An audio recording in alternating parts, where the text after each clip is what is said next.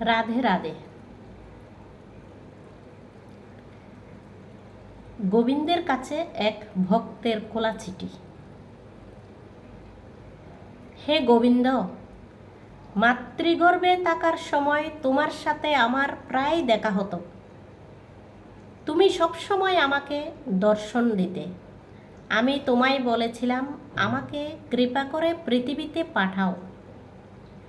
আমি পৃথিবীর আলো দেখতে চাই, জড়জগতের আনন্দ উপভোগ করতে চাই। আমি তোমায় কথা দিয়েছিলাম, পৃথিবীতে আসার পরেই আমি তোমার ভজন করব, তোমার গুণকীর্তন করব। কিন্তু পৃথিবীতে ভূমিষ্ঠ হওয়ার পর তোমার আর দেখা পাই না। জড়জগতের মোহমায়ায় আবদ্ধ হয়ে তোমাকে ভুলতে বসেছি। মায়ার এই সংসারে আবদ্ধ হয়ে জাগতিক ভোগ বাসনায় মত্ত হয়ে তোমাকে ভুলে গিয়েছি।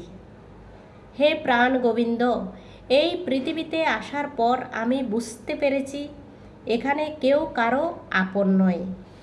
সবাই স্বার্থের জন্য পাশে থাকে, সাহায্য করে, স্বার্থ ফুরিয়ে গেলে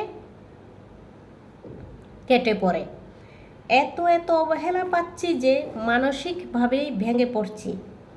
আমার কি গতি হবে দয়াল? জড়জগতের কামনা বাসনায় আবদ্ধ হয়ে যে ভক্তিপথে অগ্রসর হতে পারছি না। কৃপা করে আমাকে ভক্তির পথ প্রদর্শন করুন। আমি যেন আপনার সেবায় নিজেকে নিয়োজিত করতে পারি। সাধুসঙ্গে থেকে যেন তোমার লীলাকথা শ্রবণ করতে পারি। এই অদমকে কৃপা করো প্রভু। তোমার কৃপা বিনে আমার যে আর কোনো গতি নেই, সেটা আমি এখন হাড়ে হাড়ে উপলব্ধি করতে পেরেছি। এই জগতে একমাত্র তুমিই আমার পরম মিত্র।